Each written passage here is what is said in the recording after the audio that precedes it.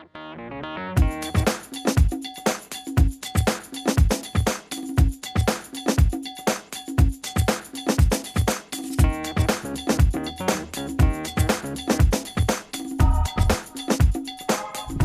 to the Northeast Kingdom Voice. I'm your host, Scott Wheeler. In recent weeks, we've had a number of guests on this show who are struggling with opiate addiction.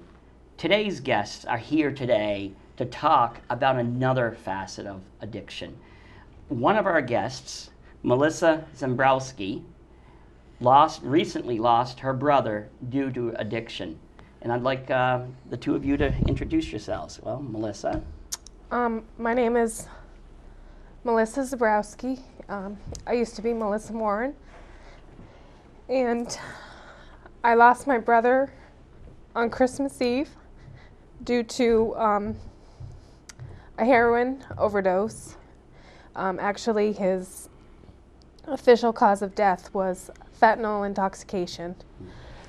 I'm married and I have 2 boys, and I don't know what else to say. Well, I think you're very brave on coming on the show, because I think a lot of people, they would like to do what you're doing, but they just don't dare. And I commend you for doing this, because you have a story to tell, and I know you don't want your brother to have died in vain. No. My mother and I both feel that his death shouldn't be for nothing. And although my mom wasn't able to be here with me, I know she supports me in doing this and supports me in bringing his story to the table.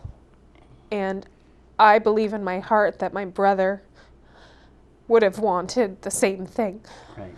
And you're here, and your name is? Naomi Badger. And you're here for kind of a support person. Yes. And has she helped you through your grief along the way? Oh my gosh. Naomi's been one of my best friends for almost 10 years. So Naomi's seen a lot of what I've had to deal with in regards to my brother, in regards to the family dynamics of having a sibling that's struggling with addiction. Not only has she been there for the last 10 years, but she's been a huge rock for me since the very moment I found out about my brother. Right. Now, let's go back. Who was your brother, Eric? And just tell me a little bit about his life even before addiction. My brother was just incredibly kind. He was just this gentle giant. He was really tall and handsome. He was always willing to help anybody, whether when he was 10 or 12 or 15 or... Was he your little brother or a big brother? He was my little brother. Right. Actually, we're 14 months apart, so we're almost Irish twins, I Right. guess, close to that. And our parents divorced when I was 11 and he was 10, so he became kind of the man of the house at a really young age. And he had this incredible love for my mother and for everyone. And he trusted everybody. And then he became a young father at the age of 17, and that's not an easy task when you're 17 years old. So when did his journey into addiction begin? My mom and I were recently, talking about that, and it really started his sophomore year of high school. We started noticing a difference in him. especially that year when he played hockey. He was a huge hockey player his entire life. He started at the age of 5, and he would fight on the ice when normally he would have been the one to break up the fights. And he just started down this road of, I think it started with alcohol. I mean, both sides of our family have, on my mom's side and on my dad's side, we have alcoholism. So we're very prone to that. So I think it started then, and then things happened his sophomore year, and he lost hockey. He turned 16, and he had some issues at school, and they kicked him out.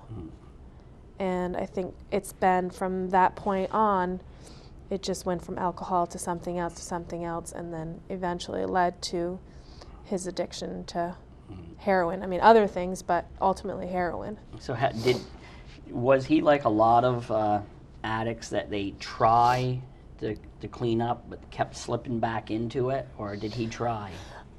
His first big issue, I think, I mean, there's a lot that I'm still learning from the past few years, was alcohol. And he actually, I believe he overcame that, because he told me that, you know, Miss, I haven't drank in X number of months or years. And since we're talking about your brother, let's put a photo of him on the screen.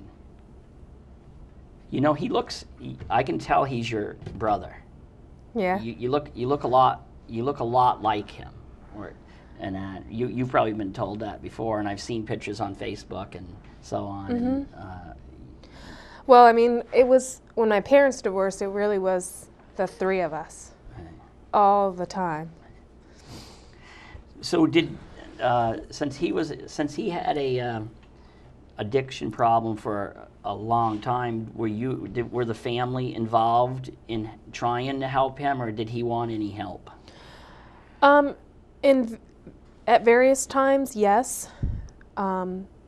Eric had this way of coming to us at the last moment, whether it was him in the ED because of intoxication, or he just didn't have us at all. And we would try, but that's when he would pull away, and that's when it would worry us the most, because when he pulled away was probably when he needed the help the most.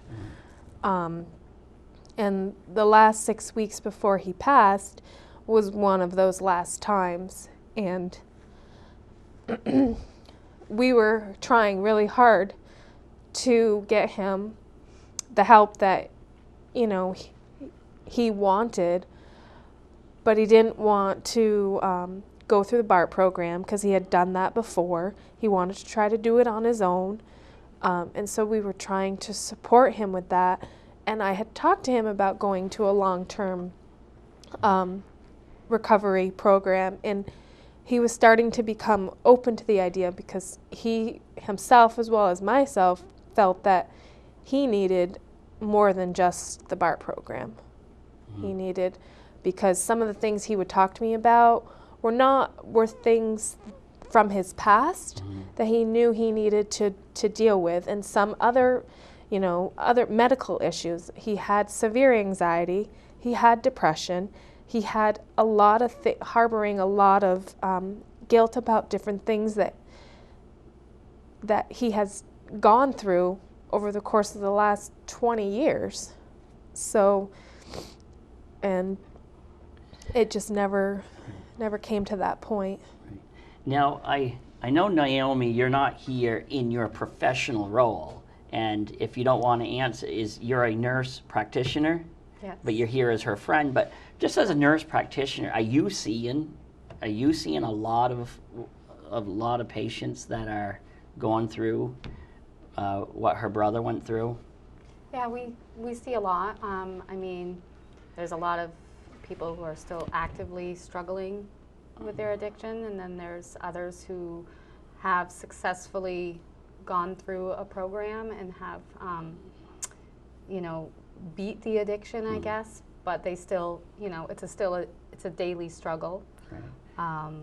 you're never really over it completely. It's just Right. learning to deal with the certain things that have led you to the addiction. And I know you did emphasize that you are not an expert on Right. addiction. You've just seen Right. it go through your office, and you've dealt with Missy and her grief. Do you have any theories yourself? Have you about treatment, what works and what doesn't work, or what do you think society should be doing? I've thought a lot about this, especially in the last few weeks, and I feel like people need to stop the stigma. This community needs to stop the stigma because these addicts feel extremely judged, and they will not come out of their shells if they feel judged. They're not bad people. I was just talking to a mother just the other day who's dealing with it with her own child.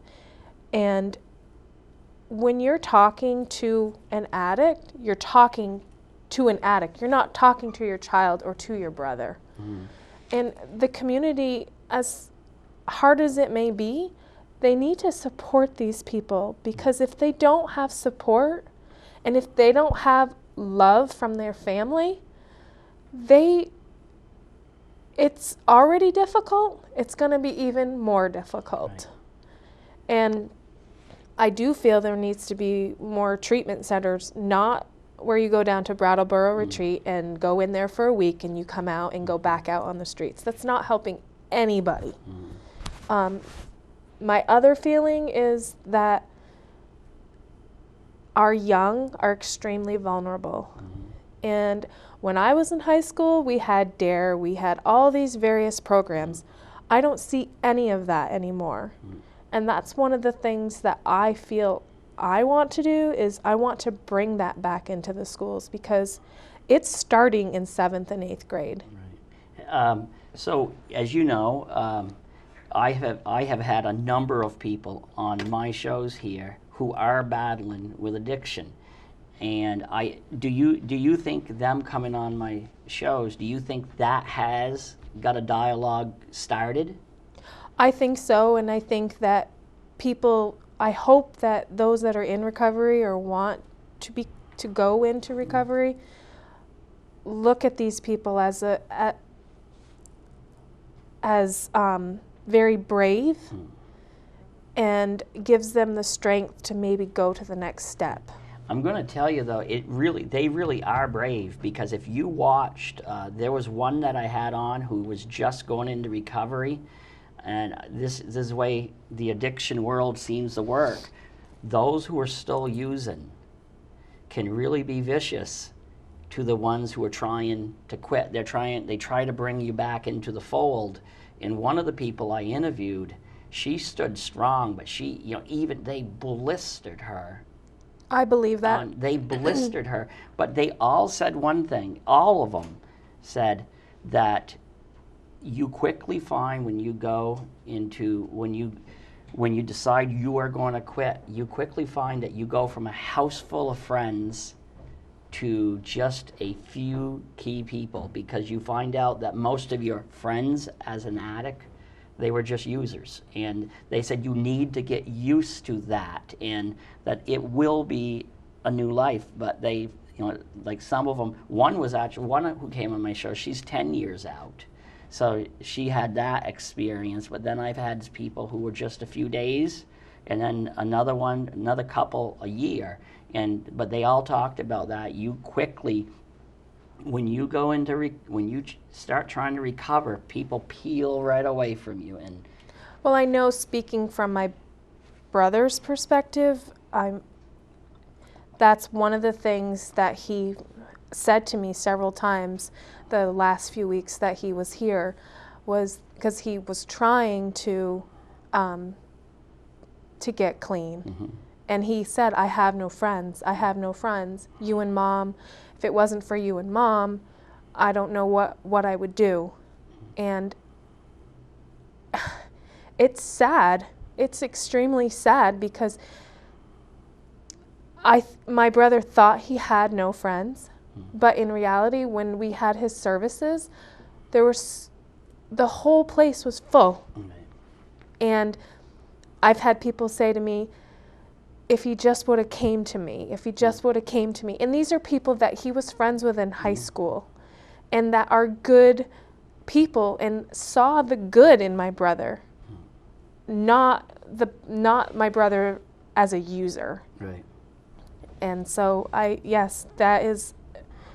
can't speak because I'm not an addict, but from what he has told me, yes, that's true. And you know the one thing, I know I reached out to you a few weeks ago because I'd watched your posts on Facebook, and you never said you weren't one of these people that was, woe is my brother, he was not to blame at all. You know, you held your brother accountable, yet on the other hand is you also politely but forcefully lashed out at some people who he used to call his friends, who were just supplying him. Yeah, and I still feel that way. I feel that way with every fiber of my being.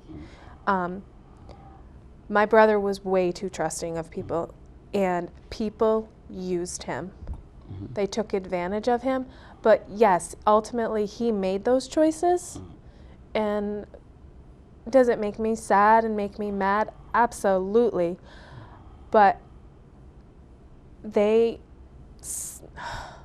so many people that I was so angry because so many people not so many people, but various people just took advantage of him, and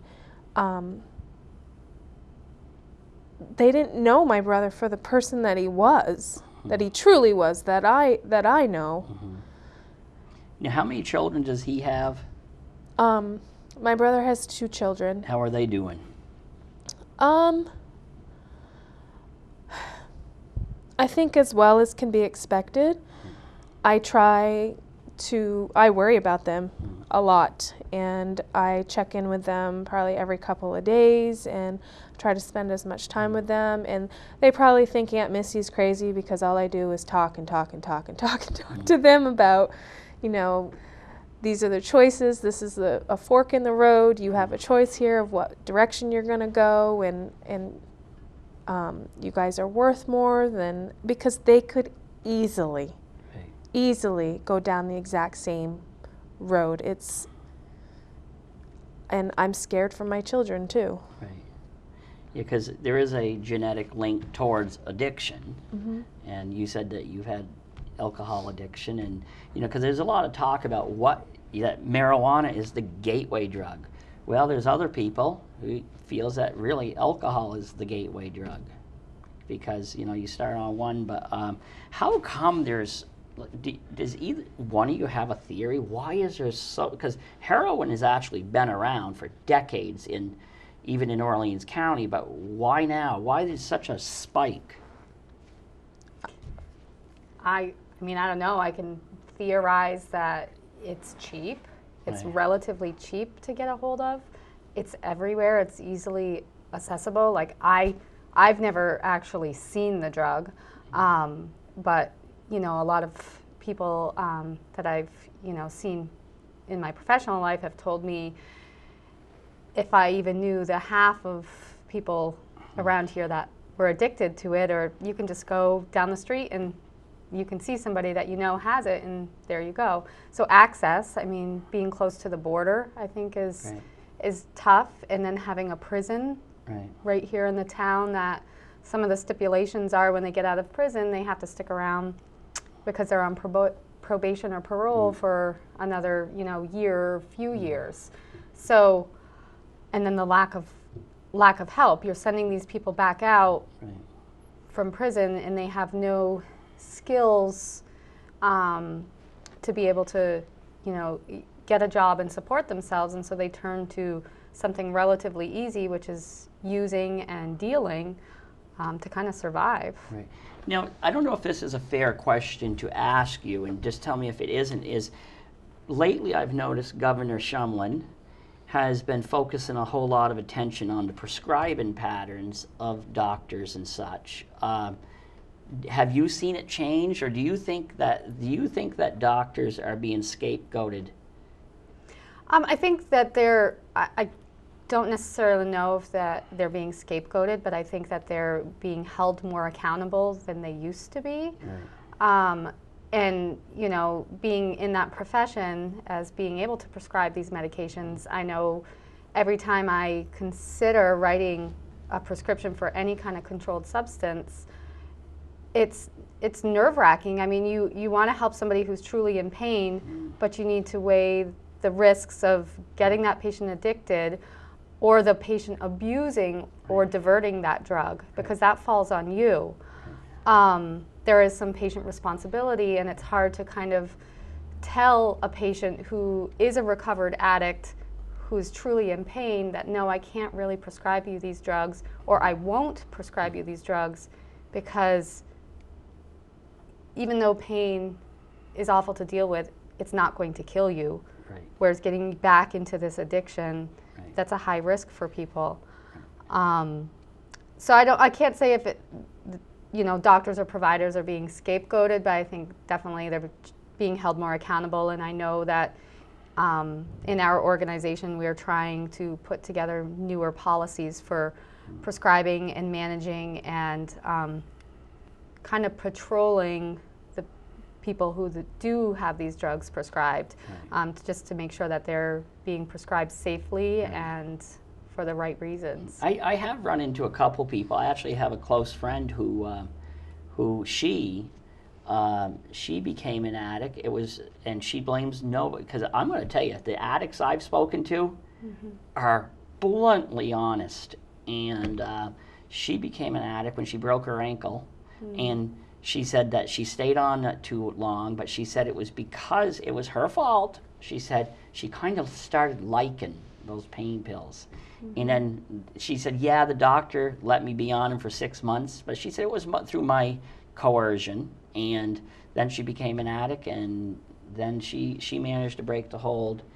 It took her 3 years, but she's a proud, clean person who insists she will never, ever return. And she did say it was a real battle. All right, we only have a few more minutes. Missy, what more would you like the viewers to just know, either about your brother or anything that you would like society to do to make sure there's fewer of you sitting here today? I think it's really important for everyone to know to never give up on your family member or your friend, because they need to know that you love them and that you support them, but also don't be naive. Don't think that it can't happen to your family, whether you come from a rich family, a middle-class family, or a poor family. It comes in all shapes and sizes. And I think it's really important for parents to start parenting. I'm not saying that is what happened in my situation, but when I look at these young kids out on the streets of Orleans, the streets of Newport, the streets of Barton, and they're 9, 10 years old, these dealers are going to prey on them. And we need to know where our kids are. We need to know who they are friends with, who their families are, because this is our next generation. Yes, we can help what's going on today, but we also need to protect the young children that are growing up in this epidemic that's happening right now. Now, there is a move to not so much charge the heroin users, but instead try getting them help. But there's also within that move, they also want to really crack down on the dealers and really throw the book at them. Do you think that might be a step in the right direction? I don't know, because from what my brother told me, I mean, you stop dealing, there's another person right there Right. that's going to pick That's- up. Right, and that's exactly what the the addicts, the recovering addicts who've been on this show, they said, you take out 2, 4 pop up, and but you'd think at some point though, you'd be, the cost benefit of dealing drugs would not look so rosy if you knew you were going to go to jail for an extended period of time. I mean, I think it needs to be harsher. I don't think that you should be slapped with a misdemeanor and then let go.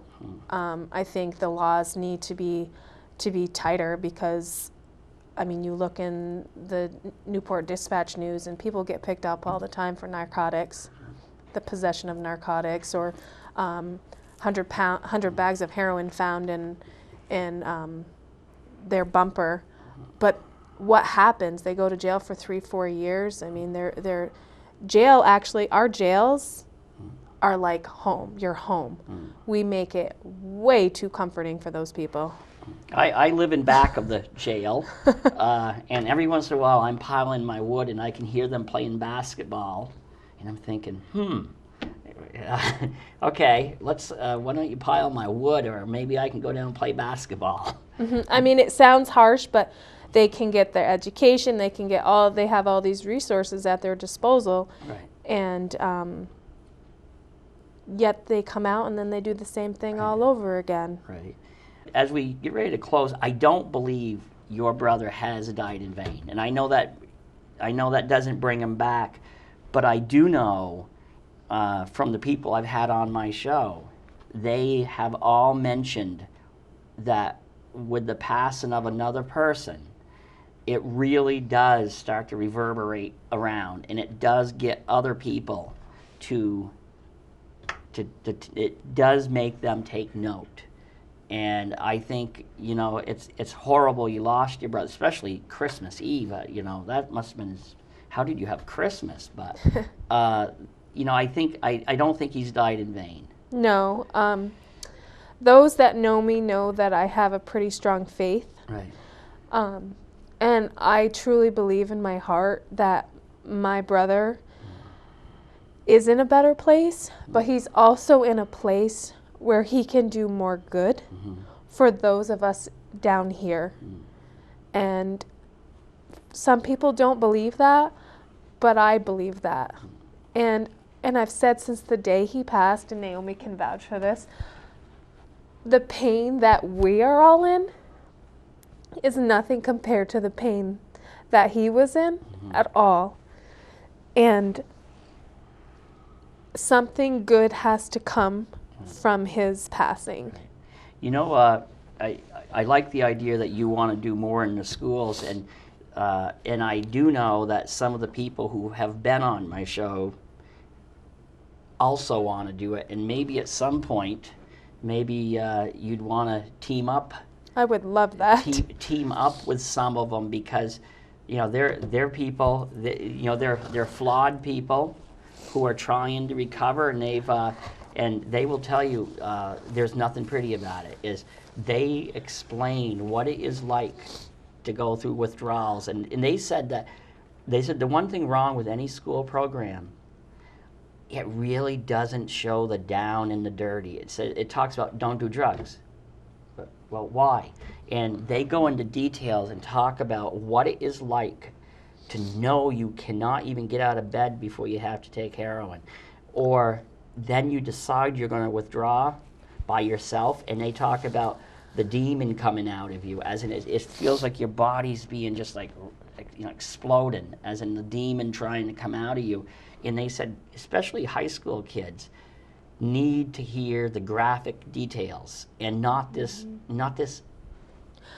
lightweight stuff. I feel like we can't sugarcoat this anymore. Right. We need to just give the harsh truth, the reality of, you do this, this is what's going to happen, and then it's that or this, because it's not a matter of if, it's a matter of when. Yeah. Really, with heroin, I do believe, and other opiates, you are playing with fire. You are. Okay. And final words. Final words for you, Naomi. I mean, like Missy has said, I hope that, you know, her voice can be heard on Eric's behalf, and that, you know, getting back into the schools and starting kind of when kids are young, and getting a positive kind of mind frame in them that right from the bat, drugs are bad.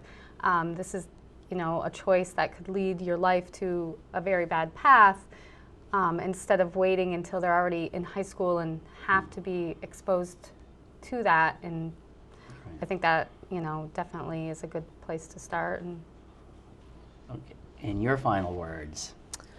I just think the social pressures that are put on our young today is insurmountable. It's just really challenging, and I really hope that myself and others are willing to come forward, and as a community we can talk about this without judgment and try to deal with helping our young and those that are in recovery or want to be in recovery. And there's no reason to judge anybody. We all have had past, and every person, every addict deserves a life, and they want a life. And if they're willing to put the work in, we need to give them that chance. Right.